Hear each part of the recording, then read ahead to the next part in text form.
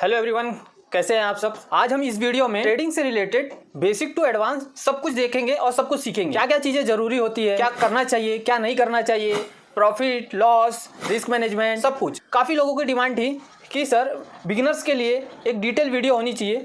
जो लोग नए आते हैं और जो लोग अभी ट्रेडिंग करना शुरू ही किए हैं उन लोगों को काफ़ी चीज़ों में काफ़ी डाउट होता है। तो ये सब डाउट आज इस वीडियो में क्लियर होने वाला है।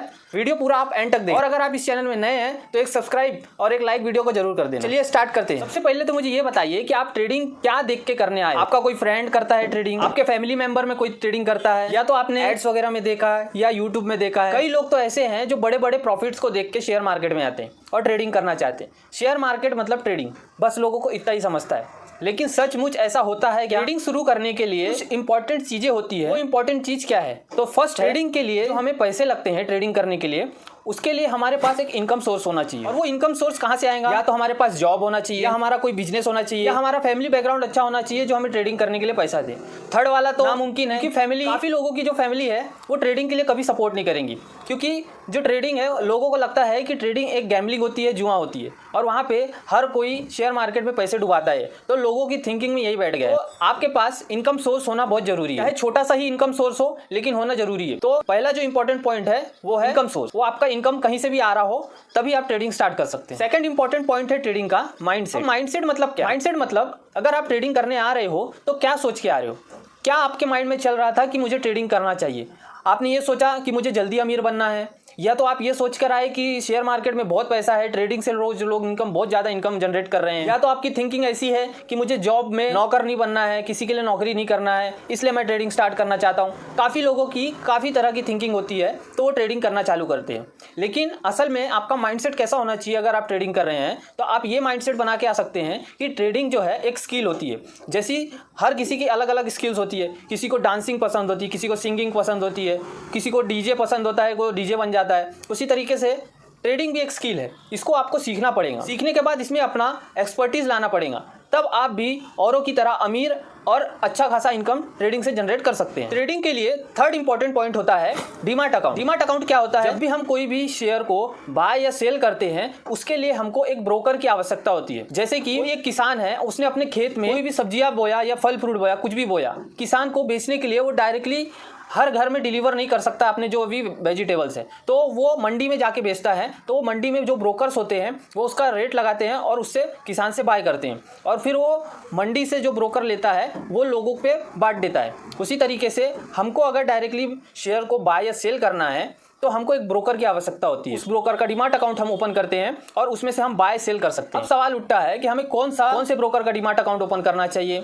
कौन सा अच्छा होता है, किसमें कितना ब्रोकरेज लगता है, किसमें अच्छा सिंपल वे में ट्रेडिंग करना आसान रहेगा। तो उसके लिए वो ब्रोकर आपको सजेस्ट करता हूँ। आपको लिंक उसका डिस्क्रिप्शन में मिल जाएगा, जो कि मैं भी काफ़ी सालों से यूज़ कर रहा हूँ और काफ़ी अच्छे ब्रोकर है। पहली चीज़ ये कि अगर आप ट्रेडिंग करते हैं तो आपको ब्रोकर को कुछ पैसे देना पड़ता है, क्योंकि आप जो शेयर बाय सेल करते हैं उसका कुछ चार्ज ब्रोकर आपसे चार्ज लेगा। तो आप अगर अभी स्टार्ट कर रहे हैं या स्टार्ट करके 1-2 महीना हुआ है तो आप जो ब्रोकर सिलेक्ट करोगे तो कोशिश ये करो कि फ्री ब्रोकर हो।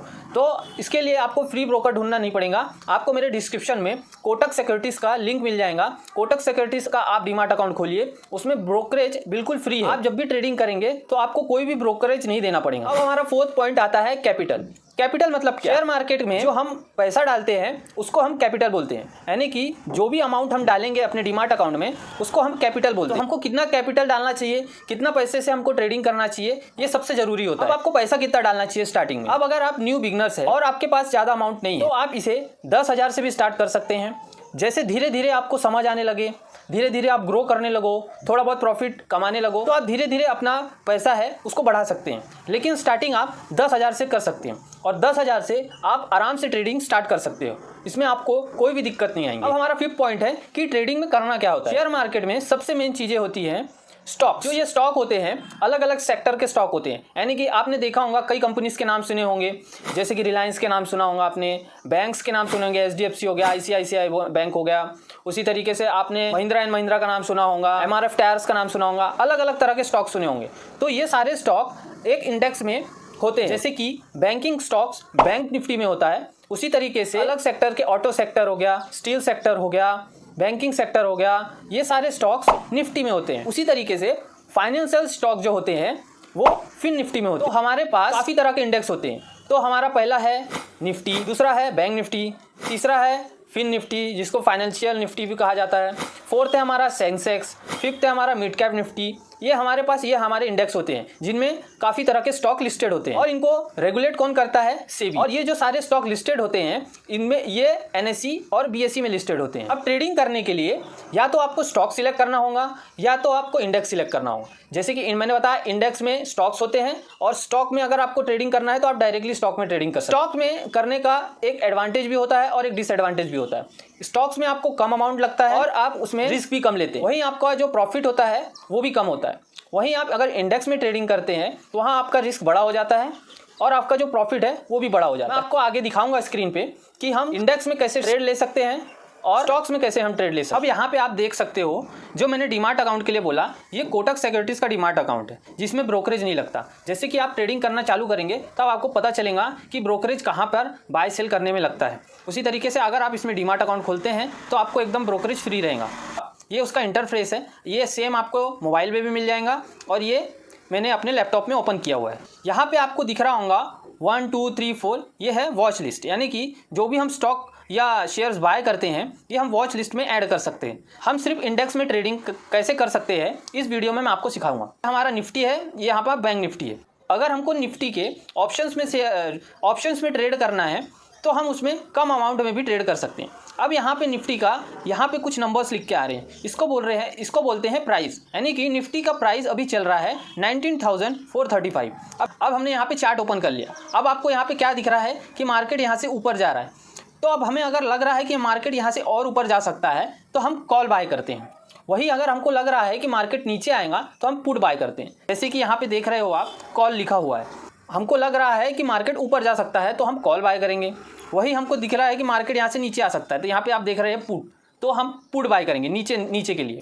उसी तरीके से हमको कौन से प्राइस का, कौन से स्ट्राइक प्राइस का खरीदना होता है।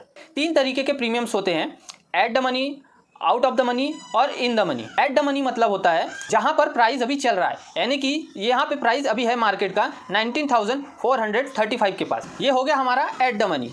वही इन द मनी की बात करेंगे, यानी कि उससे और पहले अगर 19,400 हो गया, 19,300, 350, ये सब हमारे स्ट्राइक प्राइस हो जाते हैं इन द मनी के। वही आउट ऑफ द मनी बोलेंगे तो उसके ऊपर का, यानी कि जो प्राइस चल रहा है उसके ऊपर का आउट ऑफ द मनी। तो जब भी आप ऑप्शंस में ट्रेड करो तो प्रीफर करो कि एट द मनी करो। तो एट द मनी अभी चल रहा है 19,400, तो यहाँ पे देखें 19,400 का है। तो यहाँ पे हमने इसको ओपन कर लिया। यहाँ पे हम बाय में क्लिक करेंगे तो यहाँ पे आप देख रहे हैं इंटरफेस खुल जाएगा निफ्टी का। यहाँ पे आप देखो क्वांटिटी लिखी है, यहाँ पे बाइंग प्राइस लिखा है। यहाँ पे इंट्राडे करना है तो इंट्राडे में कर सकते हैं, ओवरनाइट करना है तो ओवरनाइट कर सकते हैं। अब हमने एट द मनी का एक लॉट, यहाँ पे लिखा है लॉट और यहाँ पे लिखा है शेयर्स, तो आपको लॉट में ही करना है ताकि आपको समझ में आए। एक लॉट मतलब 50 शेयर्स। निफ्टी में 50 शेयर्स होते हैं, बैंक निफ्टी में 15 शेयर्स होते हैं।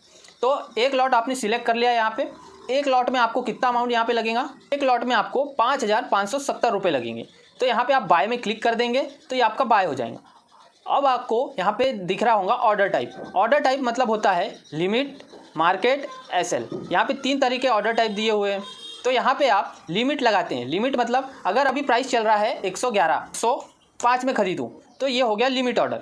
वहीं अगर आप इसको मार्केट में क्लिक करते हैं तो यहाँ पे आपको कुछ टाइप करने के लिए नहीं आएगा। क्यों? क्योंकि मार्केट मतलब जो प्राइस चल रहा है, जैसे कि 111 यहाँ पे प्राइस चल रहा है तो उसी प्राइस में बाय हो जाएगा। ये एसएल ऑर्डर, इसका आपको इतनी ज़रूरत नहीं पड़ेगी। यहाँ पे आपने मार्केट कर दिया और यहाँ से आपने बाय क्लिक कर दिया तो ये आपका ऑर्डर बाय हो जाएगा। अब आपने 111 पे बाय किए और आपके हिसाब से मार्केट ऊपर जा रहा है। जब वो 111 से 115, 120 हो जाएगा तब आप इसको सेल कर सकते हैं। सेम ऑर्डर को जैसे बाय किया था सेम उसको सेल करने का भी आता है। अब जब हम ऑप्शन ट्रेडिंग स्टार्ट कर रहे हैं तो सबसे मेन दिक्कतें ये आती है कई लोगों को कि क्वांटिटी कितनी होनी चाहिए, क्वांटिटी कितनी लें, किस हिसाब से ट्रेडिंग करें। इसको मैं आपको एक एग्जांपल के जरिए समझाता हूँ। मान लो कि 2 लोग हैं, एक 5 साल का बच्चा है और एक 50 साल का आदमी। तो 50 साल का आदमी जितना खाना खाएगा उतना 5 साल का बच्चा नहीं खा पाएगा। ये आपने लॉजिक समझ लिया। वही अगर आप 50 साल के आदमी वाला खाना अगर बच्चे, छोटे 5 साल के बच्चे को देते हैं तो क्या वो एक साथ खा सकता है? नहीं खा सकता। उसी तरीके से अगर आप लोग न्यू ट्रेडर्स हैं और आपने कुछ महीने बिताए हैं ट्रेडिंग में या फिर अभी नए आए हैं और आप बड़े ट्रेडर्स को देख रहे हैं कि वो ट्रेडिंग में लाखों रुपए कमा रहे हैं, तो उनकी क्वांटिटी आप देखकर अगर बाय करना चालू कर दोगे तो आप जो उसका रिस्क है वो क्या मैनेज कर पाओगे? ये आप उस एग्जाम्पल से रिलेट करके देखो कि अगर आप छोटे ट्रेडर्स हैं, आपके पास छोटा अमाउंट है, वो सारा अमाउंट आप एक साथ लगा देते हो तो क्या आप उसको रिस्क को मैनेज कर पाओगे? अगर आप बड़ा अमाउंट लगाते हो तो आपका रिस्क भी बड़ा होगा, लॉस भी बड़ा होगा। तो अगर आप बच्चे हैं यानी कि न्यू हैं तो धीरे धीरे स्टेप बाय स्टेप चलिए। आपकी जब ट्रेडिंग जर्नी स्टार्ट हो या ट्रेडिंग स्टार्ट कर चुके हैं तो क्वांटिटी आप एक लॉट से कर सकते हैं। जैसे ही आपको 1 महीने 2 महीने हो जाए और आपको लग रहा है, अगर आपको लग रहा है कि आप प्रॉफिटेबल है या तो महीने मंथली आपका थोड़ा बहुत प्रॉफिट जनरेट हो रहा है या तो कॉस्ट टू कॉस्ट है, तो आप धीरे धीरे करके 1 लॉट से 2 लॉट में आ सकते हैं। 2 से 3 महीने हो जाने के बाद आप अगर प्रॉफिटेबल है तो आप क्वांटिटी बढ़ा सकते हैं। प्रॉफिटेबल नहीं हो पा रहे हैं 1 लॉट में भी तो आपको क्वांटिटी नहीं बढ़ाना है। अब हमारा नेक्स्ट पॉइंट है प्रॉफिट और लॉस। प्रॉफिट और लॉस कितना होना चाहिए जब भी हम ट्रेडिंग करते हैं? या तो हमने ट्रेड ले लिया है, जब भी हम ट्रेड में बने हुए हैं तो उसमें हमको कितना प्रॉफिट बुक करना चाहिए और कितना लॉस बुक करना चाहिए। अब हम इसको भी एक एग्जांपल से समझते हैं कि मान लेते हैं हम कि कोई बंदा है जिसने अभी अभी ट्रेडिंग स्टार्ट की है और उसकी मंथली जो इनकम है वो 20,000 है। तो आप जब 1 महीना काम करते हैं तब जाके आपको 20,000 रुपये मिलते हैं और उस 20,000 में आप मंथ के एंड में सैलरी होती है तो आप वो 20,000 को किस तरीके से यूज़ करते हैं? आप उसमें से कुछ अमाउंट घर में दे देते हैं, कुछ अमाउंट आप EMIs भर देते होंगे, कुछ अमाउंट आप सेव करते होंगे, कुछ आप खाने पीने में और कुछ इधर उधर करके आपका वो 20,000 ख़त्म हो जाता है। उस 20,000 को कमाने के लिए आपने 1 महीना काम किया तब जाके आपको 20,000 रुपये मिले। अगर आप उसमें ट्रेडिंग अकाउंट में अपने 20,000 रुपये डाल रहे हैं तो उसमें से आप जो प्रॉफिट का एक्सेप्टेशन रखोगे वो कितना रखोगे?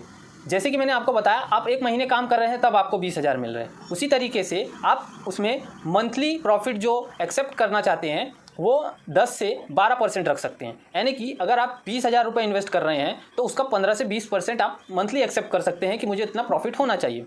उसी तरीके से लॉस का समझ लेते हैं।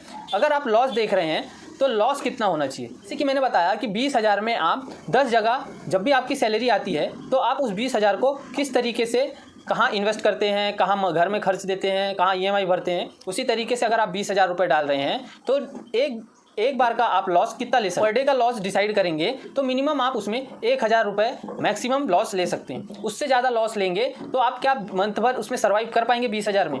जैसे कि आपकी सैलरी आई 20,000 रुपये आपने सिर्फ अपने खर्चे पे लगा दिए एक ही जगह में, तो आप क्या मंथ भर सर्वाइव कर पाएंगे? नहीं ना। उसी तरीके से आप ट्रेडिंग अकाउंट का 20,000 रुपये में एक ही दिन अगर 20,000 का लॉस ले लेते हैं तो क्या आप मंथ भर सर्वाइव कर पाएंगे? नहीं ना। इसीलिए आपको लॉस को मैनेज करना पड़ेगा। हर दिन अगर आपको लॉस हो ही रहा है तो 1,000 से ज़्यादा नहीं होना चाहिए। तो जैसे कि दोनों चीज़ मैंने आपको समझा दिया, प्रॉफिट कितना होना चाहिए और लॉस कितना होना चाहिए।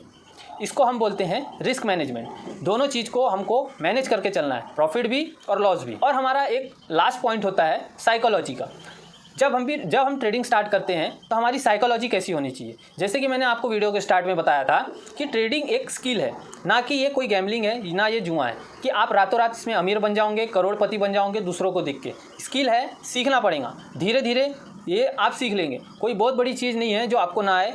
स्टार्टिंग में थोड़ा दिक्कतें होंगी, थोड़ा लॉस होंगे, थोड़ा माइंड ख़राब होगा, लेकिन जैसे जैसे आप बढ़ते जाओगे आगे स्टेप बाय स्टेप, जैसे कि मैंने आपको बताया, इस पर आपको सक्सेस 100% मिलेंगे। इसके लिए आपको अपनी स्किल को डेवलप करना पड़ेगा। जल्दी अमीर बनने के लिए ज़्यादा क्वांटिटी में ट्रेड नहीं लेना है, ओवर ट्रेडिंग नहीं करना है। अगर आपने डिसाइड किया है कि मुझे पर डे 1,000 रुपये प्रॉफिट होना, तो आपने अगर साइकोलॉजी बना ली है कि 1,000 से ज़्यादा मैं ओवर ट्रेड नहीं करूँगा, तो आप इसमें अच्छे तरीके से सर्वाइव कर पाएंगे। वहीं आपने अपनी साइकोलॉजी ख़राब की तो आप इसमें सर्वाइव ज़्यादा दिन नहीं कर पाएंगे और आप भी लॉस मेकिंग ट्रेडर्स में आ जाएंगे और ट्रेडिंग छोड़ देंगे। प्रॉफिट एक्सेप्टेशन रखिएगा कि मुझे मंथली कितना कमाना है, और उस प्रॉफिट को पाने के बाद आप उसमें धीरे धीरे करके अपना कैपिटल बढ़ाएंगे तो आपका प्रॉफिट भी बढ़ेगा।